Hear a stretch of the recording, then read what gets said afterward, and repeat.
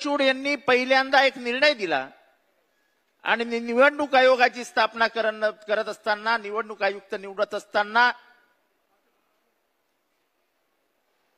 विरोधी पक्षनेता, पंतप्रधान आणि सर्वोच्च न्यायालयाचे सर्वोच्च न्यायाधीश या तिघांच्या समितीने तो निवडावा असा निर्णय न्यायाधीश चंद्रचूड यांनी दिला.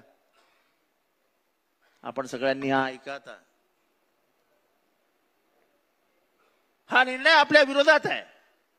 आपल्याला मनासारखा आयुक्त आणता येणार नाही आणि मनासारखा निवडणूक आयोगाला पिळता येणार नाही हे सत्ताधारी पक्षाच्या लक्षात आलं. सत्ताधारी पक्षाने हा कायदा लोकसभेत नेला आणि लोकसभेतनं त्यांनी सर्वोच्च न्यायालयाचे सर्वोच्च न्यायाधीश, सरन्यायाधीश हे त्या समितीत नसतील, त्यांना बाहेर काढण्याचा निर्णय घेतला. आणि त्यामध्ये 2 मंत्री म्हणजे पंतप्रधान आणि 1 मंत्री आणि विरोधी पक्षनेता असे असतील.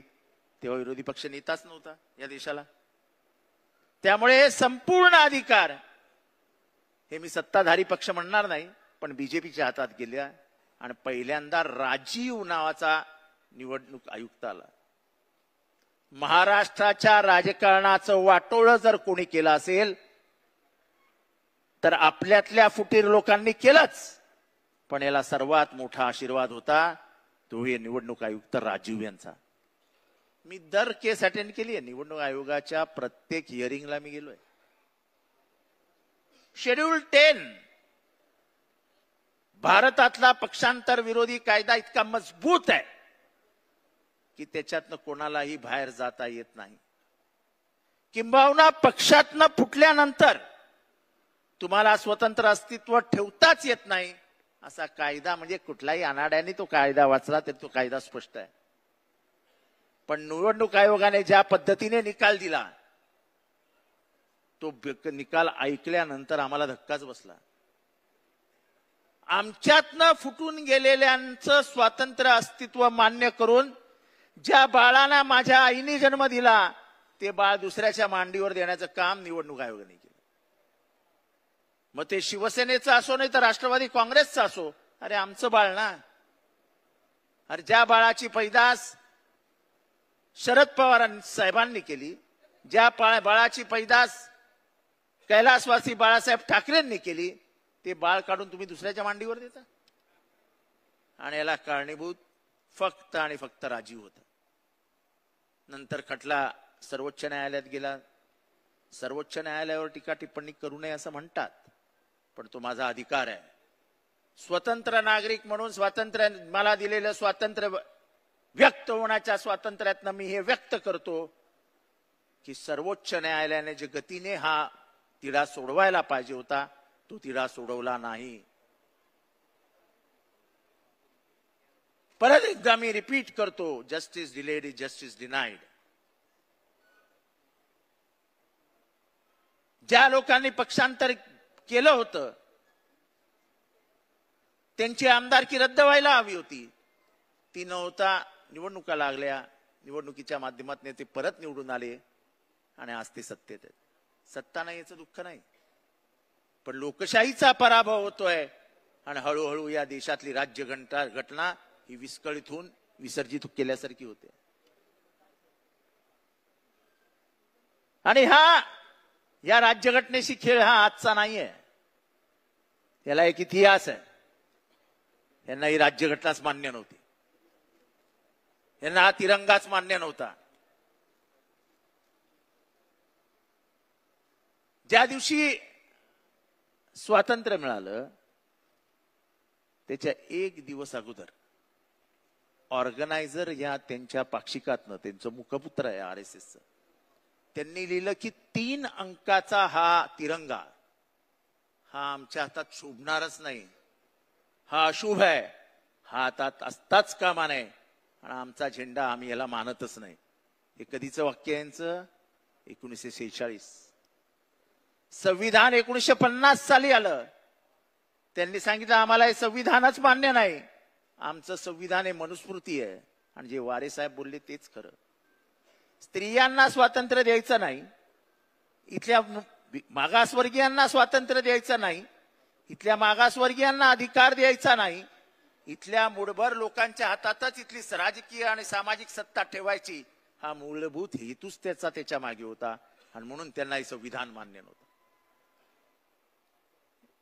आनंद कुमार हेगडे काय म्हणाले, कंगना राणावत काय म्हणाली, त्याच्या आधी मुरली मनोहर जोशी काय म्हणाले, आरएसएसचं म्हणणं काय, आरएसएसचं म्हणणं काय माहितीये? 1993च्या अगोदर आरएसएसच्या मुख्यालयावरती कधीही तिरंगा लागला नव्हता. जे घरघर घरघर घरघर तिरंगा म्हणतात त्यांच्या मनात ही घरघर होती की या तिरंगाचा मला मान्य नाही. हे तर काँग्रेसचे शूर कार्यकर्ते होते जे 1993 साली आरएसएसच्या मुख्यालयात घुसले आणि त्यांनी, बरोबर देशमुख साहेब, तिरंगा मुख्यालयावर ठोकला आणि आजही ती केस कोर्टात चालू आहे. तिरंग्याबद्दलचं प्रेम यांनी आम्हाला सांगू नये. 1942च्या आंदोलनामध्ये गद्दारी कोणी केली? 1942च्या आंदोलनामध्ये स्वातंत्र्य सैनिकांची नावं इंग्रजांना कोणी कळवली? इंग्रजांचे खबरी कोण होते? हे इतिहासाच्या प्रत्येक पानावरती लिहिलेलं आहे. आणि पान आजही भारत वाचतोय. ठीक आहे, काही सध्याच्या व्हॉट्सअप युनिव्हर्सिटीतनं जे काही फिरतं त्याच्यातनं एक नवीन पिढी नवीन दिशेला जाते. थोडे दिवस हे सगळ्या देशांमध्ये चालतं, पण परत पिढी मार्गावर येते. दररोज नेहरूंना शिव्या घालणारे आज नेहरूंबद्दल जेवढं व्हॉट्सअपवर शोधलं जात आहे, गुगलवर शोधलं जात आहे, तेवढं कोणाबद्दलही शोधलं जात नाही. कारण का जे नेहरूंनी निर्माण केलं त्याच्यातनं भारत घडला. Indian institute of management, IIT, AIIMS, BARC, आधुनिक भारताचा पाया जर कोणी रचला असेल तर तो जवाहरलाल नेहरूंनी रचला. कंगना राणावत काय म्हणते याला फार काय अर्थ नाहीये. कारण का त्यांची अक्कल किती आणि ती कुठे हा प्रश्न विचारला तर लोक बरोबर उत्तर देतील. पण या देशामधलं एकंदर वातावरण बघितल्यानंतर जरा भीती वाटायला लागते. आपल्या महाराष्ट्रात ज्या पद्धतीने जातीय द्वेष पसरवला जातोय, आपल्या महाराष्ट्रात ज्या पद्धतीने धर्मद्वेष पसरवला जातोय, हा भीतीदायक आहे. हॉटेलमध्ये, जळगाव मधल्या जामनेर मध्ये हॉटेलमध्ये एक मुलगा मुलगी चहा पीत बसली होती. 100 घरांच्या गावामध्ये 2 मुसलमानांची घरं, त्याच्यातला तो एक पोरगा, तो एका मुलीबरोबर चहा पीत बसला होता जामनेर मध्ये. चांगलं सुखवस्तू कुटुंब, गाव अतिशय सेक्युलर, म्हणजे आपल्या बीड सारखंच, संतोष देशमुखच्या गावासारखंच. त्या पोराला तिथनं काही पोरांनी उचलला आणि त्याचे हाल हाल करून त्याच्या आई बापा समोर त्याचा मृत्यू झाला. त्याला 14 ठिकाणी फिरवला, 14 ठिकाणी मारला, आई वडिलांसमोर गेला आणि आई वडिलांसमोरच त्या पोराने प्राण सोडला. हा माझा महाराष्ट्र आहे, हा माझा महाराष्ट्र आहे. मी तुमच्याशी बोलतोय, हा माझा महाराष्ट्र नाही. आज ऑनर किलिंग, या जातीतल्या पोरीनी त्या जातीतल्या पोराशी लग्न केला, पोरीला मारून टाकलं बापानी. कुठे चाललोय महाराष्ट्र? हा फुलेंचा महाराष्ट्र, जेथे जातीयवादाविरुद्ध पहिल्यांदा आवाज उचलला त्या फुलेंचा हा महाराष्ट्र. कर्मकांडाविरुद्ध पहिल्यांदा आवाज उचलला त्या फुलेंचा हा महाराष्ट्र. ज्याने शिक्षणाचे दरवाजे महिलांसाठी खुले केले त्या फुलेंचा हा महाराष्ट्र. त्या फुलेंच्या महाराष्ट्रात मध्ये महिलांची अवस्था काय आहे? लाडक्या बहिणींना किती पैसे मिळतात हे महत्वाचं नाही, त्याच्यात झालेल्या भ्रष्टाचाराबद्दल काही जण वेगळं बोलतील, पण माझ्या लाडक्या बहिणींना तुम्ही वागवताय कसं ते फार महत्वाचं आहे. आणि म्हणून महाराष्ट्रामध्ये जे काही सुरू आहे ते बघितल्यानंतर महाराष्ट्राच्या पुढे काय होणार ही भीती माझ्यासारख्या माणसाला सतावत असते. आज ओबीसी विरुद्ध मराठा, मी अतिशय संवेदनशील विषयाला हात घालतो. ही लढाई अत्यंत हुशारीने लावण्यात आलेली आहे. कोणाच्या हातात काय आहे काहीच समजत नाहीये, कोणी काय गमावलाय काहीच समजत नाही, पण दोन्ही समाज अस्वस्थ करण्यात मात्र यश आलेलं आहे. मी माझ्या पक्षाच्या व्यासपीठावरनं माननीय पवार साहेबांची परमिशन घेऊन एक विधान या ठिकाणी करतो की काल जे भुजबळ साहेबांबद्दल बोललं गेलं की त्यांच्या पेकाटात लाथ मारून त्यांना मंत्रिमंडळातनं बाहेर काढा, या विधानाचा मी या ठिकाणी तीव्र शब्दात निषेध करतो. आणि तुम्ही सगळ्यांनी हात वरती करून त्याचा निषेध करा. सगळ्यांचे हात वरती पडते पाहिजे. हे चालणार नाही. महाराष्ट्राची ही भाषा नाही. कोणतरी कुठल्या तरी पक्षाचा आमदार आपल्या पक्षाचा काहीतरी झेंडा हातात घेऊन, भुजबळांची भूमिका काय ह्याच्यात मतमतांतर असू शकतात, पण एखाद्या ज्येष्ठ नेत्याबद्दल असं बोलणं, एका समाजाचं प्रतिनिधित्व करणाऱ्या नेत्याबद्दल असं बोलणं, हे कितपत योग्य आहे या लोकशाहीमध्ये याचा विचार आपण केला पाहिजे. आणि म्हणून मी अत्यंत हिम्मत करून हे विधान करतोय की होता कामा नये. लोकशाहीमध्ये ते मंत्रिमंडळात आहे. माननीय मुख्यमंत्र्यांना अधिकार आहे त्यांना मंत्रिमंडळातनं बाहेर काढायचं, काढा. पण अशा प्रकाराने एखाद्या ज्येष्ठ मंत्र्याचा, एका ज्येष्ठ नेत्याचा महाराष्ट्रात अपमान करणं, हे या महाराष्ट्राच्या राजकीय संस्कृतीला शोभणारा नाही. त्याचा निषेध झालाच पाहिजे. आपलं व्यासपीठ भलंही वेगळं असेल, पण आपली राजकीय संस्कृती पवार साहेबांची संस्कृती. मला आजही आठवतं 1993 साली गोपीनाथ मुंडे साहेबांनी पवार साहेबांवरती पहिल्यांदा टीका केली, आणि टीका केल्यानंतर महाराष्ट्रातलं वातावरण जरा तापल्यासारखं झालं. मी तेव्हा NSUIचा कार्यकर्ता होतो, पण माझ्या माहितीप्रमाणे, माझ्या ज्ञानाप्रमाणे रात्री 2:30-3 वाजता पोलिसांची बैठक घेऊन माननीय कैलासवासी गोपीनाथ मुंडेंची सुरक्षा व्यवस्था ही तिप्पट करण्याचे आदेश त्याच रात्री माननीय पवार साहेबांनी दिली. ही महाराष्ट्राची राजकीय संस्कृती. आणि म्हणून मला हे आठवलं. खर तर ओबीसीच्या आरक्षणाला धक्का लावू नये ही आमची भूमिका आम्ही आज ह्या व्यासपीठावरनं जाहीर करतो आहोत. कुठल्याही प्रकाराने असं आहे की ओबीसीला आरक्षण देण्यासाठी योगदान कोणाकोणाचं आहे असा जर प्रश्न विचारला तर पहिलं योगदान जर कोणाचं असेल तर ते भीमराव बाबासाहेब आंबेडकरांचं आहे. 341 कलम आणलं आणि इथला जो शूद्र आहे, ज्याला आज आपण नवीन नावाने ओळखतो ओबीसी, तो ओबीसी नाहीये, तो इथला क्षुद्र आहे, ज्याला मूळ व्यवस्थेतच कधी विचारात घेतलं नव्हतं. इथला कोळी, माळी, सोळी, वंजारी, धनगर असे महाराष्ट्रात 346 जाती आहेत आणि पूर्ण भारतात जवळजवळ 7,500 जाती आहेत. यांना कधीही मुख्य प्रवाहात घेतलं नव्हतं आणि याची खंत ही डॉक्टर बाबासाहेब आंबेडकरांच्या मनात होती. अतिक्षुद्र आणि क्षुद्र हे दोन बाबासाहेबांच्या नजरेसमोर होते. अतिक्षुद्रांना आरक्षण देण्यात बाबासाहेब यशस्वी झाले. आणि जेव्हा त्यांच्या लक्षात आलं की जे क्षुद्र दऱ्याखोऱ्यात राहत आहेत, ज्या क्षुद्रांचं प्रतिनिधित्व महात्मा फुलेंनी केलं होतं, आणि महात्मा फुले माळी होते, आणि त्यांनी माळी आणि तत्सम सगळ्या जातींच्या व्यथा या ब्रिटिशांसमोर मांडल्या होत्या. त्या क्षुद्रांच्या व्यथा होत्या, ज्या गावकुसावारच्यांच्या व्यथा होत्या.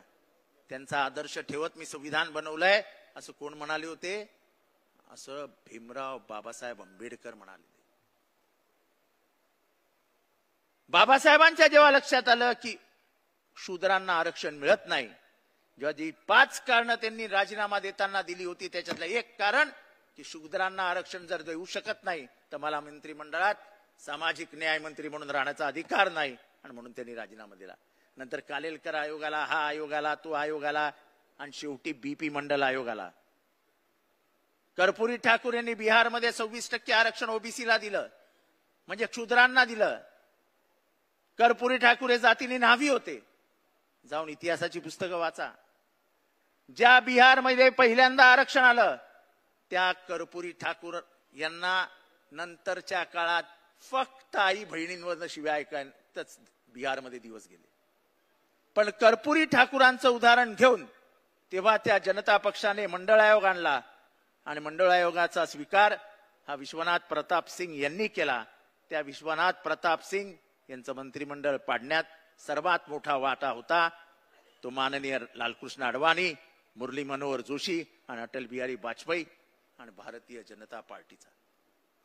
जर तुम्हाला एवढंच ओबीसी बद्दल प्रेम होतं तर मंडळ आयोगाचा खुला मनाने स्वीकार का नाही केला? मंडळ आयोगाची अंमलबजावणी जेव्हा सुरू झाली तेव्हा हातात कमंडल घेऊन झाले स्वच्छ झाली, स्वच्छ झाली, स्वच्छ झाली, ती यात्रा कशाला काढलीत? म्हणजे एकंदरच ओबीसींच्या बद्दल तुमच्या मनात किती राग होता हे कमंडल यात्रेवरनं सिद्ध झालं. एका ज्येष्ठ साहित्यिकाने आपल्या पुस्तकात लिहून ठेवलंय की मनुष्याच्या आयुष्यात त्याला मिळालेली सर्वात मोठी देणगी काय असते? तर विस्मृती. माणूस विसरून जातो. तसं काळाच्या ओघामध्ये आपण विसरून गेलो की बीजेपीची मूळ भूमिकाच काय होती. आज कदाचित मी हा शब्द वापरला तर लोकांना आवडणार नाही, पण आयुष्यभर ज्यांचा भक्त फक्त शेठजींनी आणि भटजींनी चालवला त्यांच्या मनात दुसरा असूच काय शकत होतं? त्यांच्या मनात इथल्या 97% समाजाबद्दल तिरस्कारच होता. हा फक्त राजकीय सोयीसाठी. आमचा डीएनए ओबीसीचा आहे बरं का. तुमचा डीएनए हा ओबीसीचा नाही. तुम्हाला आरक्षणच नको होतं आणि तुम्ही म्हणून संविधानाच्या विरोधात भूमिका घेऊन आरक्षण रद्द व्हावं यासाठी वारंवार प्रयत्न केला. जसं बीपी मंडळ आयोगाला तसा आम्हाला अभिमानाने आज आम्ही महाराष्ट्रात सांगतो की मंडळ आयोगाची अंमलबजावणी आणि इथल्या क्षुद्रांना आरक्षण जे बाबासाहेबांचं स्वप्न होतं ते पूर्ण करण्याचं काम जर कोणी केलं तर ह्या महामानवाने केलं ज्याचं नाव शरदचंद्र गोविंदराव पवार आहे. आरएसएसला पवार साहेबांबद्दल राग का? तर स्थापनेनंतर महाराष्ट्रात स्थापन झाली. एक लक्षात घ्या, आरएसएस उत्तर प्रदेशमध्ये स्थापन नाही झाली आहे. आरएसएस गुजरातमध्ये स्थापन नाही झाली आहे. आरएसएस तुमच्या माझ्या महाराष्ट्रात स्थापन झाली आहे. महाराष्ट्रामध्ये दोन गोष्टी ज्या महाराष्ट्राच्या कायम इथे लागतील ती म्हणजे गांधींची हत्या करणारा देखील महाराष्ट्रातच जन्माला आला. हिंदू मुसलमानांचा सर्वात मोठा द्वेष तयार करण्याची फॅक्टरी पण महाराष्ट्रात झाली. आणि आज दुर्दैवाने जातीयवादीचं विष घराघरापर्यंत पोहोचवण्याचं काम जर कुठे देशभरात चालू झालं असेल तर ते महाराष्ट्रात सुरू झालं आणि त्याच्या लॅबॉरेटरी महाराष्ट्र झाली आहे. हैदराबाद गॅझेटियर. मी परवा गॅझेटियर वाचत होतो शशिकांत शिंदे साहेब आणि म्हणून आज मी मागणी पुढे करतो हैदराबाद गॅझेटियर लावायचं आहे ना. तर हैदराबाद गॅझेटियर मध्ये लिहिलंय की व्हीजेएनटीला एसटीचे अधिकार द्या. काळबांडे हैदराबाद गॅझेटियर मध्ये आहे ना. हा मग द्या ना. धनगर वंजारी द्या आम्हाला एसटीचे अधिकार. बंजारा द्या एसटीचे अधिकार. लावाय हैदराबाद गॅझेटियर. असे निवडू नका. हैदराबाद गॅझेटियर नंतर 6 महिन्यांनी समजेल लोकांना काय मिळणार आहे. त्याच्याबद्दल मला बोलायचं नाही. पण अमर महाराष्ट्रातल्या ओबीसींना अस्वस्थ करण्याचं काम या सरकारने अत्यंत यशस्वीरित्या केलंय. ओबीसींनी आता डोळे उघडावे कोण कोणाच्या खरंच कोण कोणाबरोबर आहे.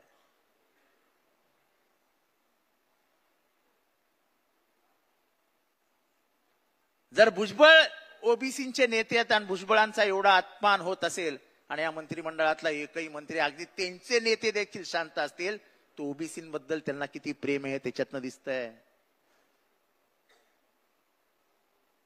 एक चकार शब्द आला नाही कोणाच्या तोंडातनं. भुजबळ एकटेच बोलले.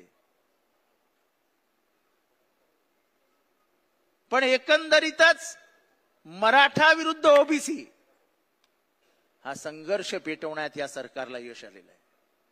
हा संघर्ष पेटू नये. मराठ्यांना आरक्षण मिळावं ही आपली भूमिका होती. ही भूमिका आहे.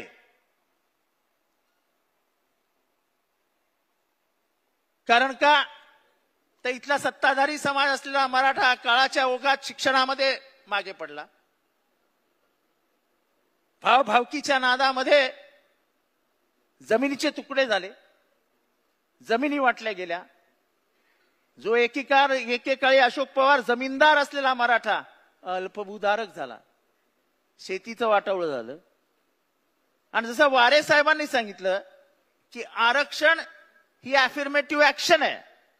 त्याच्यातला समाजात जो मागास होत जातो त्याला हाताला धरून पुढे आणण्याचं काम आरक्षण कोणा एकासाठी येत नाही, त्या समाजाला ताकद देण्यासाठी येतं. आणि या समाजाला ताकद देण्यासाठी म्हणून जर हे काम होणार असेल तर आम्ही मराठ्यांबरोबर आहोत. ही आमची ओबीसी म्हणून भूमिका होती. आम्ही ओबीसी म्हणून कधीच छोटं मन दाखवलं नाही किंवा आरक्षण देऊ नका. पण आमचं मत हे आमच्या नेत्याप्रमाणे होतं. जे आमच्या नेत्यांनी मांडलं होतं की ओबीसीच्या आरक्षणाला धक्का न लावता हे आरक्षण मिळालं पाहिजे. लोकसभेत तुमची आज इतकी भयंकर भारी बहुमत आहे. तुम्ही पाहिजे तो कायदा बदलता. तुम्ही निवडणूक आयुक्त बदलून घेतला. निवडणूक आयुक्ताचा चंद्रचूडनी दिलेला निर्णय बदलून घेतलात. मग तुम्हाला हा निर्णय बदलायला काय होतो? वाढवाना 15-20% आरक्षण. आणि मग इथला गुजर असो, इथला जाट असो, इथला पाटीदार असो, नाही तर इथला मराठा असो, द्या त्यांना आरक्षण. आमची आग्रही मागणी आहे. आम्ही लोकसभेमध्ये तुमच्या बरोबर उभे राहू. म्हणजे साहेबांना विचारता न विचारता मी कोणाला न विचारता बोलतोय. नाही तर तुम्ही म्हणाल तुम्हाला लोकसभेच्या खासदारांचा अधिकार तुम्हाला कोणी दिला. पण बाप्पा उभे राहणार की नाही आपण? मराठ्यांना जेव्हा आरक्षणाचा कायदा आणतील हे सरकार, तेव्हा आमचे सगळे खासदार तुमच्या बरोबर ताकदीने उभे राहतील. हिम्मत असेल तर आणून दाखवा. अरे कशाला फसवता रे महाराष्ट्रात गरीब लोकांना? जे क्षुद्र आहेत. म्हणजे मी माझं उदाहरण देतो. मी परवा साहेबांनाही सांगितलं की साहेब लोक म्हणतात की काय आरक्षण आरक्षण आरक्षण. मी माझ्या घरातली दुसरी पिढी आहे शिकलेला. माझा बाप पहिला आणि मी दुसरा. ह्याच्या आधीच्या पिढ्यांचा कधी विचार केलाय? आमच्या अख्ख्या खानदानाचं आयुष्य बॉम्बे सेंट्रल स्टेशनवर झोपण्यात गेलंय. ह्याची आम्हाला खंत नाही, अभिमान आहे की त्याच्यातनं उठून आम्ही आज इथपर्यंत आलो. अर्थात त्याच्यासाठी एक पवार नावाच्या माणसाचा आशीर्वाद आमच्या पाठीशी होता. पण ही लढाई लढत असताना आमचे डोळे उघडे आहेत. आम्हाला दिसतंय की यांना आरक्षण काढून यांना संविधान बदलून परत एकदा जातव्यवस्था निर्माण करायची आहे आणि जातीच्या वरवंट्याखाली वरती आलेल्यांना परत पिसायचं आहे. हे आता आम्ही होऊ देणार नाही. बिहारमध्ये जातीय जनगणना झाली आणि साहेब जातीय जनगणनेमध्ये जयंत पाटील साहेब काय आढळलं माहितीये? 63% ओबीसी आहेत. 63%. उगाच नाही बीजेपीने पटकन निर्णय घेतला जातीय जनगणना करूया.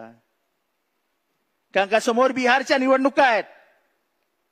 बिहारच्या निवडणुकांमध्ये जर ओबीसींच्या मतांना आपण फुंकर घातली नाही तर आपला टिकावंच लागणार नाही. हे त्यांच्या बरोबर ध्यानात आलंय. पण घोषणा तर झाली, होणार कधी? कुठलाही कायदा नाही. लोकसभेची त्याच्यानंतर 2 अधिवेशनं होऊन गेली. सेन्ससच्या बाबतीत चर्चा नाही. हे फक्त इथे म्हणजे जे महाराष्ट्रात केलं गेलंय, मराठ्यांना इथे गोळ, ओबीसींना इथे गोळ. ओबीसींनी इथे बघायचं, मराठ्यांनी इथे बघायचं. गोळ फक्त लागलेला दिसतोय, जिभेला लागतच नाही. बाप्पा वाईट वाटून घेऊ नका. मी कोणाविरुद्धही नाही. मी निधर्मी आणि मला जातच नाही. मला माणूस की ही एकच जात माझ्या बापाने शिकवली. आणि म्हणून जेव्हा जामनेरमध्ये एका मुसलमान पोराला उचलून मारला जातो तेव्हाही माझं हृदय तुटतं. जेव्हा पश्चिम महाराष्ट्रामध्ये एका माझ्या भगिनीला गळा कापून विहिरीत टाकलं जातं, तेव्हाही माझा जीव तुटतो. कारण का शेवटी महाराष्ट्र हा फुलेंचा आहे, शाहूंचा आहे, आंबेडकरांचा आहे, जिचे जात धर्म आम्ही कधीच मानला नाही. त्याच्या पलीकडे जाऊन आम्ही राजकारण केलं आणि म्हणून महाराष्ट्र उभा राहिला आणि देशाला दिशा दिली. पण या देशाला वेगळ्या दिशेला नेण्याचं काम आता महाराष्ट्रातनं सुरू झालं. त्यामुळे आजच्या शिबिरातनं जेव्हा परत जाल तेव्हा लक्षात ठेवा की महाराष्ट्र पेटवण्याचं काम केलं जात आहे. महाराष्ट्र पेटवण्याचं काम केलं जात आहे. ओबीसी विरुद्ध मराठा ही जाणून बुजून लढाई लावली जाते. कारण का महागाई, जीएसटी, भ्रष्टाचार ह्याच्या गटार गंगेमध्ये अडकलेला महाराष्ट्र आपल्या हातातनं जातोय. हा जेव्हा सत्ताधारी पक्षाला दिसतंय तेव्हा त्याच्यावर उपाय एकच असतो, डिवाइड अँड रूल. ह्या ब्रिटिशांच्या औलादी आहेत. ह्यांना हे बरोबर समजतं की समाजामध्ये फूट पाडायची. ज्याप्रमाणे 1857च्या आंदोलनामध्ये आणि नंतरच्या काळामध्ये हिंदू मुसलमानांमध्ये ब्रिटिशांनी फूट पाडून स्वतःची राज्य व्यवस्था मजबूत केली, त्याचप्रमाणे या गोऱ्यांच्या वारसदार आजही तेच काम करतात. आणि म्हणून मी नेहमी घोषणा देतो, तब लढे ते गोरो से, अब लढेंगे चोरो से. हे चोर आहेत, चोर. हे चोर आहेत, चोर. ही व्यवस्था बर्बाद करायला निघालेली टोळी आहे. मला वाईट वाटतं, वाईट. साहेब बोफोर्स आठवतो, बोफोर्स, जयंत पाटील साहेब बोफोर्स आठवतो. जॉर्ज फर्नांडिस यांनी पहिल्यांदा खडसे साहेब बोफोर्सचा आरोप केला. त्याच्यातल्या आतमधली स्टोरी पवार साहेबांना माहिती आहे की जॉर्ज फर्नांडिसला ते कोणी सांगितलं, ओलाफ पाल्मेची हत्या कशी झाली ते मी काही ते सांगत नाही. पण आरोप कितीचा होता माहितीये की जॉर्ज फर्नांडिसने आरोप केला देशामध्ये की राजीव गांधी यांनी 65 कोटी रुपये घेतले. किती? 65 कोटी. आजकाल 65 कोटी म्हटल्यावरती 65 कोटी ते तर दररोज येतात बंगल्यावरती, त्याच्यात काय मोठं आहे. पण 65 कोटीमध्ये राजीव गांधी अख्खं गव्हर्नमेंट गेलं, अख्खं गव्हर्नमेंट. मुंबई मधल्या एका रस्त्यामध्ये भ्रष्टाचार झाला. लार्सन अँड टुब्रोनी ती केस सुप्रीम कोर्टापर्यंत नेली आणि सुप्रीम कोर्टाने सांगितलं की या टेंडर मध्ये कितीचा घोटाळा झालाय? 3000 कोटीचा. आपल्या इथली माशी तरी हल्ली का? मी तुम्हा कार्यकर्त्यांना विचारतोय, आपल्याला माहिती तरी आहे का? 3000 कोटीचा घोटाळा हा कोणी आरोप नाही केला. हा 3000 कोटीचा घोटाळा झाला हे सर्वोच्च न्यायालयाने निदर्शनास आणून दिलं आणि विचारलं की आम्ही याच्यात मध्ये पडावं का तुम्ही टेंडर कॅन्सल करता. तिथे असलेले सरकारी अधिकारी सर्वोच्च न्यायालयाच्या शिड्या उड्या मारत मारत पळाले. महाराष्ट्र सदनात गेले, रातोरात फोनाफोनी झाली आणि दुसऱ्या दिवशी सकाळी पहिल्याच मिनिटाला हे कोर्ट सुरू झाल्या मुख्य न्यायाधीशाच्या कक्षामध्ये जेव्हा ही केस सुरू होती तिथे जाऊन सांगितलं, we have decided to cancel the tender. पण त्याच्या आधी आलेला ऍडव्हान्स कोणाच्या खिशात गेला जयंत पाटील साहेब ते कोणालाच माहित नाहीये. ऍडव्हान्स घेण्याची तर प्रथा महाराष्ट्रात सुरू झाली आहे, तर तुम्हाला माहिती आहे. आणि ती किती जोरात सुरू आहे हेही तुम्हाला माहिती आहे. मग या 3000 कोटीचा आलेला ऍडव्हान्स गेला कुठे? हा प्रश्न महाराष्ट्र विचारणार आहे की नाही? जर 65 कोटीमध्ये राष्ट्रीय सरकार राजीव गांधींचं उलटू शकतं तर 3000 कोटीवरती संवेदनशील महाराष्ट्र हा संवेदना हरवून बसतो. अरे तुमचे माझे पैसे आहेत ना, तुमच्या माझ्या बापाच्या टॅक्स मधनं निघालेले पैसे आहेत. हा शक्तीपीठ हे काय आहे? शक्तीपीठ म्हणजे निव्वळ लक्ष्मी दर्शन आहे, निव्वळ लक्ष्मी दर्शन. आणि भ्रष्टाचार हा फक्त पैशाचा नसतो, हा नैतिक असतो, हा सामाजिक असतो, असा आर्थिक असतो. हे महाराष्ट्रात जो काही भ्रष्टाचार चालू आहे तो फक्त आर्थिक नाही आहे. या महाराष्ट्राच्या मानसिकतेला बर्बाद करणारा भ्रष्टाचार चालू आहे.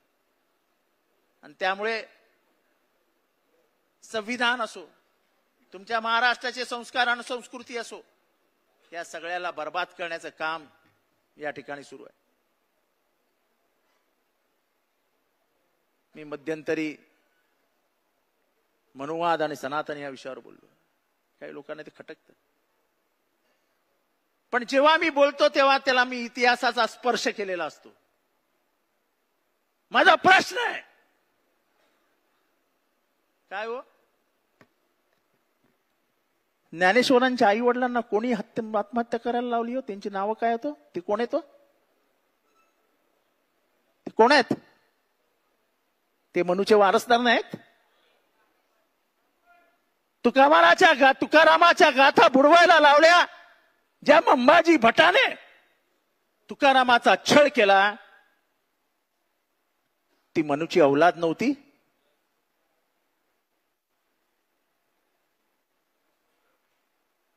चरवाकाला कोणी मारला? लवंडे साहेब, तुम्ही माझ्यावर कधी कधी बोलता, तुम्हाला राग येतो मी बोलतो म्हणून. चरवाकाला कोणी मारला? त्या मनूच्या औलादी नव्हत्या? मग ज्यांनी आयुष्यभर एका विचाराने आमचा छळ केला, आमच्या पूर्वजांचा छळ केला, त्यांच्याबद्दल बोलायचं नाही?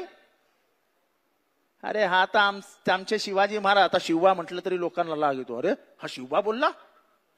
पूर्वी शिवबा म्हटलं की आम्हाला आमचा वाटायचा, आमचा म्हणजे माझ्या इथला वाटायचा. अच्छा, छत्रपती शिवाजी महाराजांच्या मातोश्रींच्या पतीचे निधन झाले तेव्हा सतीची प्रथा होती. तेव्हा माझ्या महाराजाने सती प्रथेविरुद्ध पहिल्यांदा उभा राहिला. तेव्हा कर्मकांडाविरुद्ध पहिला महाराष्ट्रात कोण उभा राहिला? तर छत्रपती शिवाजी महाराज. आणि मग त्यांच्या राज्याभिषेकाला विरोध करणाऱ्या मनूच्या औलादींवरती बोलायचं का बोलायचं नाही? हा प्रश्न तुम्ही मला सांगा हातवरती करून. ज्यांची फुलेंना शेण मारलं,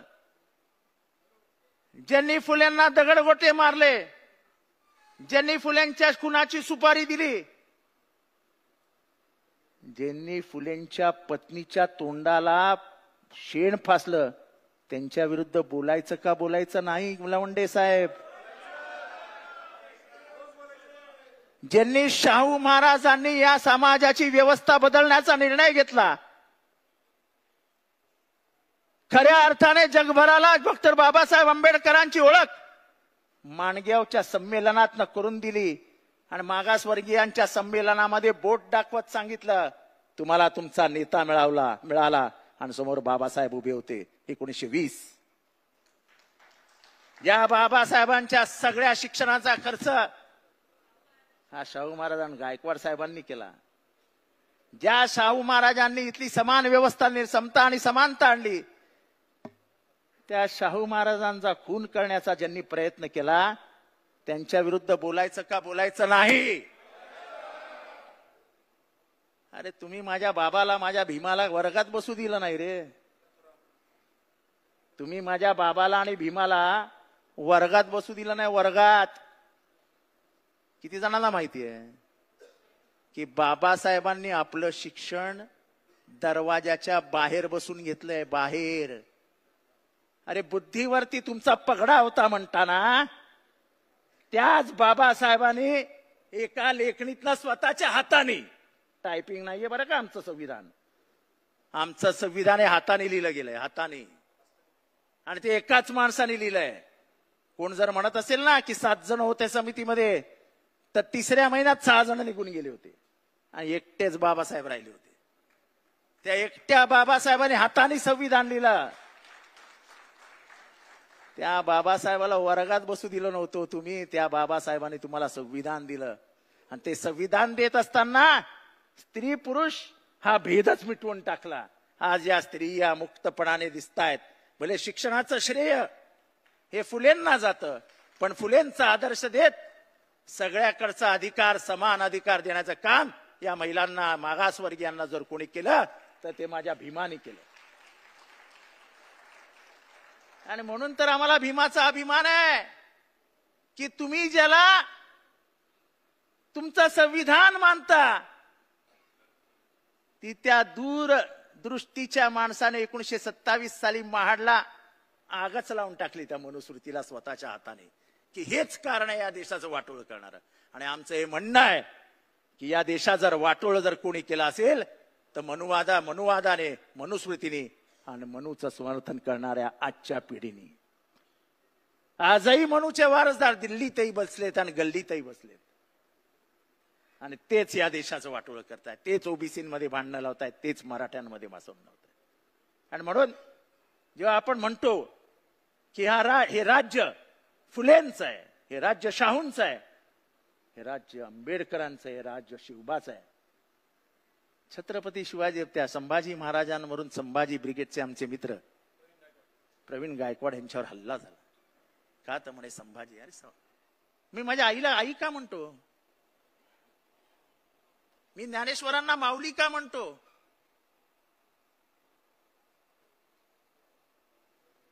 कारण का ते आपलेपणा आहे. आपलेपणा, जिथे आपलेपणा आहे तिथे आई आहे, जिथे आई आहे तिथे मन आहे, जिथे मन आहे तिथे हृदय आहे, आणि जिथे हृदय आहे तिथे पाना आहे, जिथे पाना आहे तिथे सगळं माफ असतं.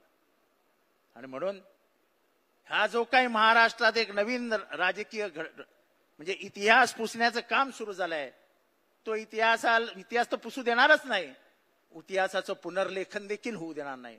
जो इतिहास जसा आहे तसाच तुम्हाला मान्य करावा लागेल, कारण का तो इतिहास तुम्हाला जड जाणारा इतिहास आहे आणि म्हणून तो तुम्हाला नको आहे. तो इतिहासाचे आम्ही पुरस्कर्ते आहोत. तुम्ही जो जातीयवाद, तुम्ही जो धर्मद्वेष पसरवतात, तुम्ही महाराष्ट्राचं वाटोळं करायला निघालात, ते तुमच्या हातात आम्ही होऊ देणार नाही. आम्ही ते वाचवण्यासाठी आज नाशकात आलेलो आहोत. उद्या आमचा मोर्चा निघेल तो इथल्या कष्टकऱ्यांसाठी असेल, पण या मोर्चामध्ये आम्ही सगळ्यांनाच समोर आणणार आहोत, कारण का पुढचा मोर्चा हा तरुणांसाठी असेल असं रोहित दादा मला वाटतंय. का इथला सर्वात महाराष्ट्राचे आणि देशाची पिछेहाट होत असताना ह्याच्या सर्वात जास्ती भोग जर कोणाला भोगावे लागणार असतील तर इथल्या तरुण पिढीला भोगावे लागणार आहेत. त्याच्यासाठी आपल्याला उभं राहावं लागेल. जात विरहित, धर्म विरहित देश जो डॉक्टर बाबासाहेब आंबेडकरांनी बघितला होता, तेच या देशाचं स्वप्न आहे, ते आपल्याला पूर्ण करावं लागेल. एवढंच बोलतो, रजा घेतो. जय हिंद, जय महाराष्ट्र, जय भीम. धन्यवाद आवाज साहेब. आव्हाड साहेबांनी अतिशय मार्मिक महत्वाचे मुद्दे आपल्या समोर आपली आव्हानं मांडलेली आहेत. आपला लढा कोणाबरोबर आहे ते मांडलेला आहे. खरं तर कार्यकर्ता, त्यांनी जे शेवटचं वाक्य सांगितलं, जाती धर्मनिरपेक्ष कार्यकर्ता असला पाहिजे. कार्यकर्ता म्हणजे कोण? मी नेहमी सांगत असतो, जो जातीचं रिंगण, धर्माचं रिंगण, भाषेचं रिंगण, प्रांताचं रिंगण तोडून पलीकडे काम करतो राष्ट्र नावाच्या रिंगणामध्ये, जिथे पवार साहेब काम करतात. जो राष्ट्रवादी आपण जे नाव दिले ते राष्ट्रवाद म्हणजे भारतीय राष्ट्रवादासाठी आपण काम करतो. त्यासाठी कार्यकर्त्याला गर्दीतनं बाहेर येऊन गर्दीचं प्लॅनिंग करावं लागतं. त्या कार्यकर्त्याला जात धर्म असू शकत नाही. तो भारतीय नागरिक म्हणूनच काम करतो. या ठिकाणी आव्हाड साहेबांनी जे मुद्दे मांडलेत ते आपण सगळेजण नोंद घ्याल अशी अपेक्षा व्यक्त करतो. आपल्याला एंट्री करताना किंवा आत बसल्यावर जे पवार साहेबांनी महत्वाची ठळक कामं केलेली आपल्याला एक छोटी पुस्तिका दिलेली आहे, ती आपण जपून ठेवावी, ती आपण पठण करावी, पाठ करावी. प्रत्येकाच्या भाषणातनं, बोलण्यातनं सातत्याने ती यायला पाहिजे. याच्यानंतर अतिशय महत्वाचा टॉपिक आहे. आता 2च टॉपिक आहेत. 1:45 वाजता आपण जेवायला सुटणार आहोत. तोपर्यंत कुणी चुळबुळ करायची नाही. शिबिर खरं तर मी नेत्यांना पुढच्या